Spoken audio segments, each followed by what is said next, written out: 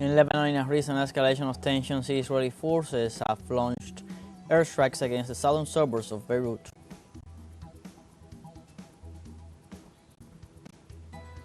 In the United States, President Joe Biden apologized for the abuses committed in boarding schools against indigenous children for 150 years. And in Haiti, a UN helicopter was struck while flying over the Grand Ravine neighborhood controlled by criminal groups.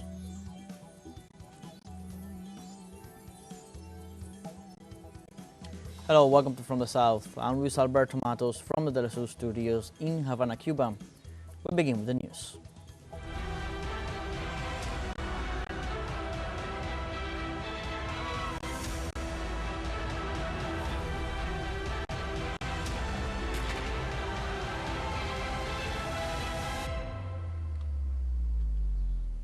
In Lebanon, in a recent escalation of tensions, Israeli forces have launched airstrikes against the southern suburbs of Beirut. Lebanon's national news agency reported that enemy aircraft launched 2 new attacks on the Haiti district, with images showing smoke rising from the targeted locations. The Israeli military had warned residents to evacuate the area, but many have found it difficult to leave due to the intensity of the bombing. So far, there have been no reports of casualties, even though residential buildings have been directly targeted by the shelling.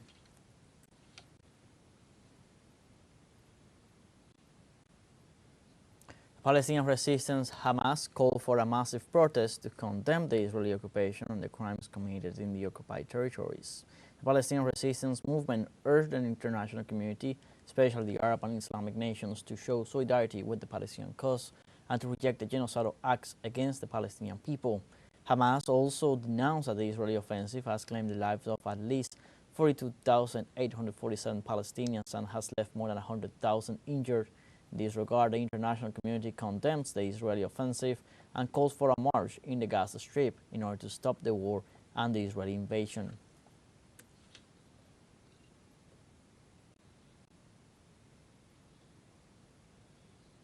And in Yemen, millions of people rally in solidarity with the peoples of Palestine and Lebanon and in loyalty to the martyred leaders of the resistance. Demonstrations were held in more than 300 central squares and in different cities and districts of Yemen's governorates.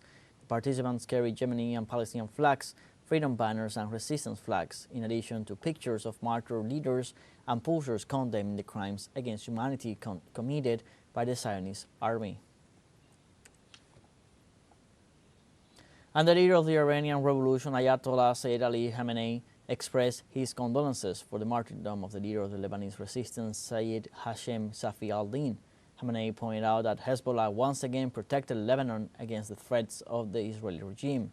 He also appreciated the wisdom and courage of the martyred leader for defending the Lebanese people.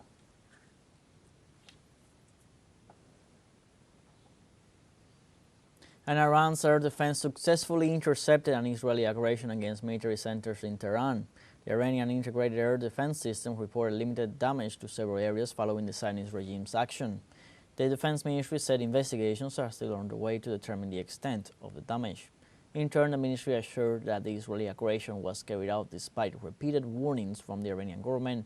The defense ministry urged the public to remain calm and united. It also asked citizens to follow the news related to the Israeli attacks through national media and to avoid rumors spread by the Israeli occupation. Let's take a short break, but remember you can join us on TikTok at TeleSUR English, where you'll find news in different formats, news updates, and much more. We'll be right back. Stay with us.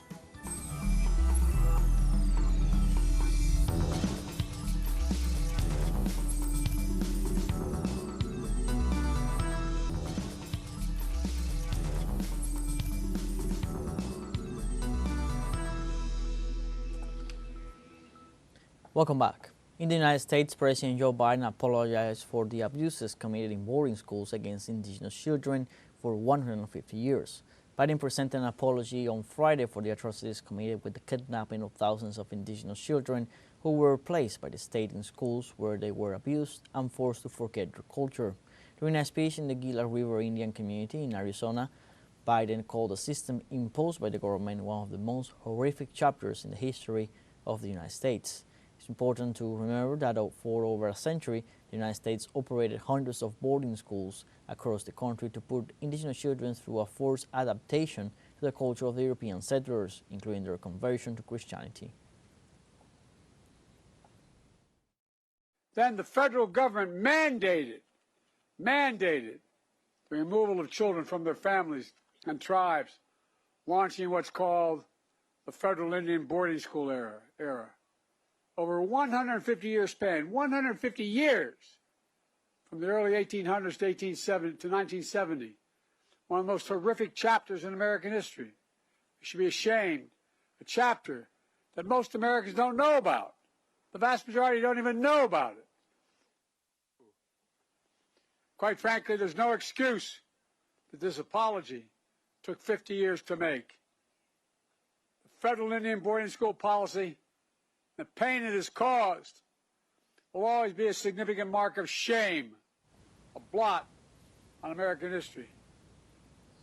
Meanwhile, in Venezuela, experts and citizens identify the artificial rise of the dollar as part of a destabilizing plan that seeks to directly affect the welfare of society, which has been experiencing a sustained recovery of the economy. Let's see more in the following report. Venezuela is experiencing a sustained economic recovery, and in the last few months, an artificial rise of the U.S. dollar, which, according to experts, is part of a destabilizing plan set in motion after the general elections of July 28.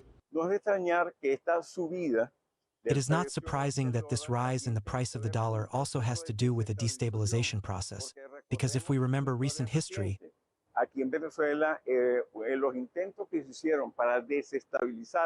here in Venezuela, the attempts made to destabilize the national government had to do directly with the attack that was made on different aspects of the economy. Distortions in the exchange rates of the U.S. currency affect entrepreneurs and the people in general, who sustain and underpin the economic recovery in Venezuela. We have been able to maintain our speculations, thank God, but it also affects us for the purchase of materials, since the accessories that we manufacture cost more and more to make. As the Eternal Commander, at the UN, personally went there and told the United States that they smelled of sulfur and that the devils were there, I saw the real continuity. The dollar for me, in my country, is a cancer. It is like the devil. Here it has come to bring us a disruption. The extreme right and U.S. imperialism have tried to affect the economic recovery in Venezuela, a country for which the Economic Commission for Latin America and the Caribbean and the Central Bank of Venezuela project an economic growth of between 5 and 8.8% by 2024. There is an attempt after the July 28th elections, won by Nicolas Maduro, to sabotage the recovery process of the Venezuelan economy, which is going to grow at least 5% this year, which has managed to get out of hyperinflation, which has managed in the last 4 years to maintain an annual growth rate of 4%, where the value of the currency income and the workers' salaries, which was devastated by the sanctions, is recovering. In spite of having suffered 930 unilateral coercive measures by the United States, the people of Venezuela have managed to recover their economy and project the highest economic growth in the region by 2024. Osvaldo Sayas, TeleSUR, Caracas, Venezuela. The Venezuelan Public Ministry presented evidence where Brazilian President Lula da Silva manipulated an alleged accident in order not to attend the 16th BRICS summit. Venezuelan Attorney General Tarek William Saab pointed out that Lula da Silva's alleged accident was a hoax to veto Venezuela, evading his responsibility before Russian President Vladimir Putin. In this sense, Tarek William Saab said that the rumor was corroborated after the release of a video where the Brazilian president is seen healthy in use of his faculties. Saab assured that the Brazilian head of state should be investigated after his reappearance smiling and unharmed, being in evidence that he used such accident to lie to Brazil, to the BRICS, and to the whole world.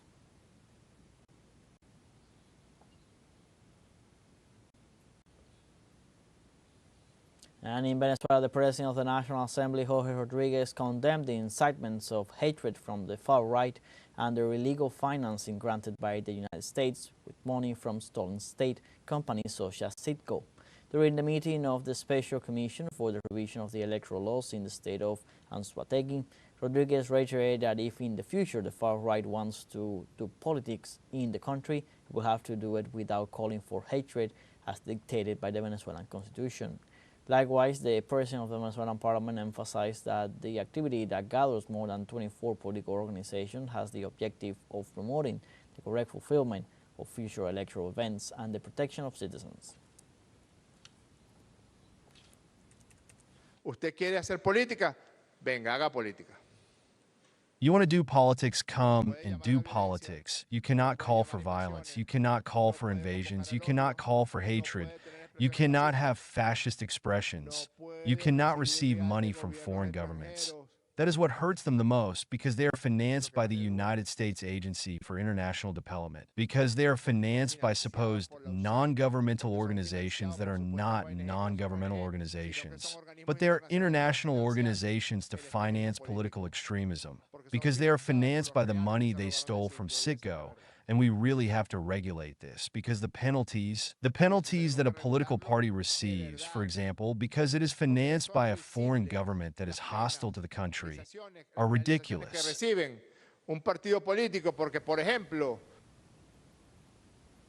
president of the Venezuelan parliament also expressed his rejection of Brazil's decision to veto Caracas from the possibility of joining the BRICS bloc. The foreign policy of Venezuela is carried out by the national executive and coordinated directly by the President of the Republic. But I cannot but give my opinion.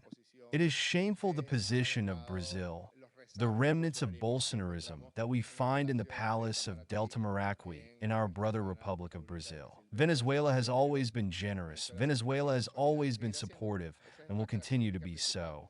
That is the main characteristic of the Venezuelan, but it is offensive, it is rude, and it is a drag position to have maintained an attitude that is not at all compatible with the climate, nor with the objectives, nor with the principles of this meeting of the BRICS, where in addition, President Maduro took a position that is in line with the principle for which the BRICS was founded, the creation of another pole, a pole based on freedom, independence, exchange, solidarity, and the growth of new powers. En la independencia, en el intercambio, en la solidaridad, en el crecimiento.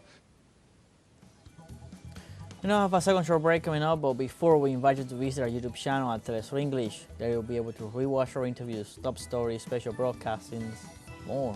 Hit the subscribe button and activate the notification bell to stay up to date on the world's most recent events. Final short break, don't go away.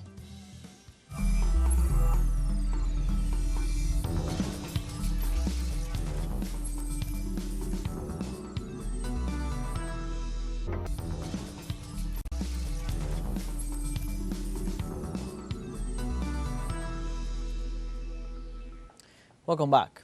In Haiti, a UN helicopter was trapped while flying over the Grand Ravine neighborhood controlled by criminal groups. The attack followed the reopening of the Toussaint Louverture International Airport, which had been closed for several months due to the humanitarian and internal security crisis in the country.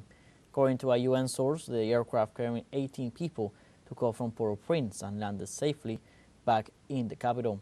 It's important to note that Haiti remains engaged in a spiral of violence that has displaced hundreds of thousands, while millions more are facing a food crisis.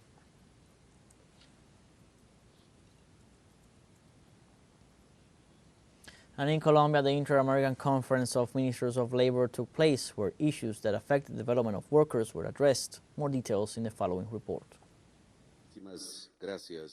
Bogotá hosted the 22 Inter-American Conference of Ministers of Labor, which brought together 28 delegations from the Organization of American States, 15 ministers complemented by the participation of vice ministers and international observers. The conference addressed issues such as the debate generated between labor and technologies, as well as the formulation of policies aimed at reducing informality gaps in the region. For us, this conference is vital, and it is very important that it is held here in Colombia because it allows us not only to articulate and build the agenda for the region,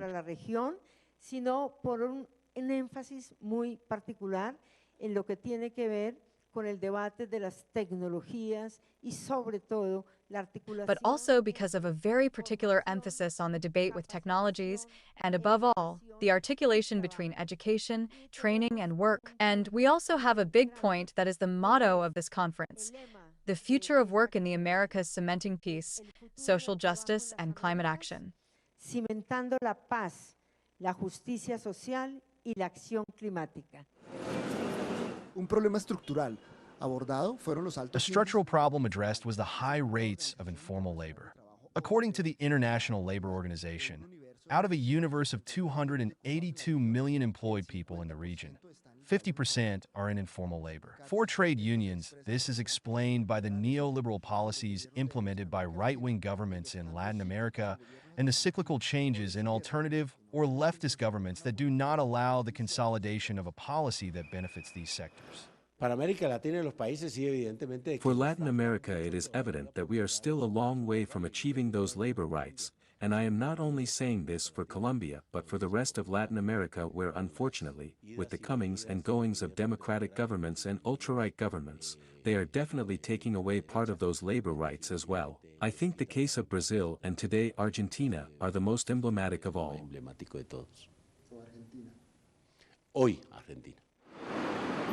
La inteligencia artificial en el trabajo. Artificial intelligence in the workplace was also the subject of debate, analyzing how it has impacted labor relations, unbalancing the guarantees for workers on digital platforms. Here, a regulatory framework is required to protect the rights of these people without circumventing the labor jurisdiction.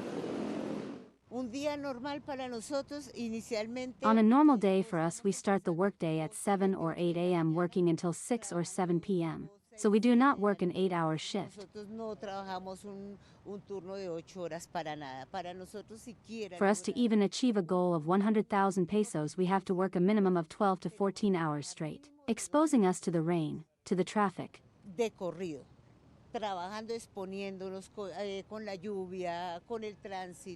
Exposing us to the risk of being hit by a car, and it is really a very long day to be able to generate enough to support our family.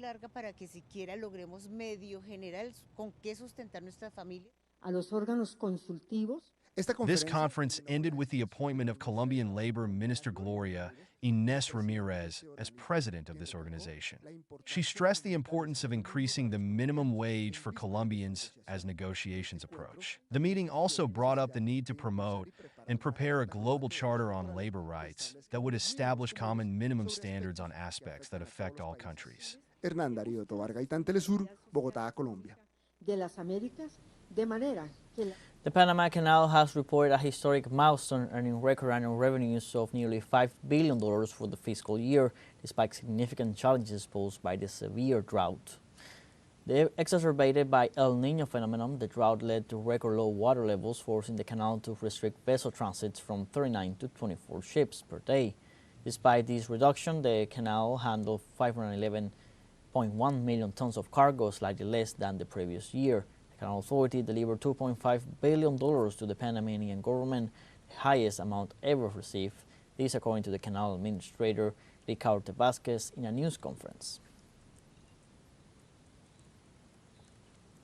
If water had been available, this year's result would have been much better than the one last year, and much more aligned with the income levels we are expecting in this year's budget.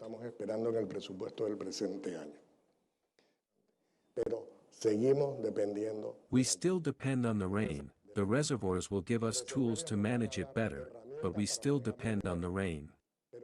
We depend on the rain for the water we drink and for the water we use to operate the Panama Canal. In Mexico, one of the main demands of Mexican women, and now also one of the commitments of President Claudia Sheinbaum, is the creation of a care system. Let's see more details in the following material. Maria Luisa took care of her children and is now cared for by Veronica, who works a double day, paid and unpaid, are an example of the reality that 9 out of 10 women in Mexico live in. This is especially for working ladies who have to take care of their children. The man goes and does his work, comes back and rests. We don't. We work double shifts, and we don't have vacations, because even on vacations we have to take care of someone. In Mexico, women perform almost 75% of all household work. 2 out of every 3 want to enter paid employment, but unpaid work makes it difficult or impossible for them to do so. There needs to be more education with men, that men understand and comprehend. We need to give them courses, culture, talks, something to make them understand that it has to be equitable. It is therefore necessary to consolidate a system of care that goes beyond the mere establishment of daycare centers for children. From my perspective, men are getting more and more involved. We should call for this redistribution. We already have some studies that say that when men are involved in domestic work and care, even domestic violence is reduced. There is a constitutional reform initiative and an initiative to shape the system of care in the Mexican Senate, awaiting approval. The challenge is to achieve all the change. It is necessary to give the issue a relevance, that it no longer be considered a welfare approach, and that a budget be allocated to it. Because since 2020 it has been said that there will be no budget, and this is still being reiterated. The consolidation of a care system was one of President Claudia Sheinbaum's commitments. She will begin by supporting day laborers and maquila workers. Daniel Rosas, TeleSUR, Ciudad de México. At least we have come to the end of this news brief. You can find these and many other stories on our website, telesurenglish.net. So join us on social media, Facebook, X, Instagram, Telegram, and TikTok. For TeleSUR English, I'm Luis Alberto Matos. Thank you for watching.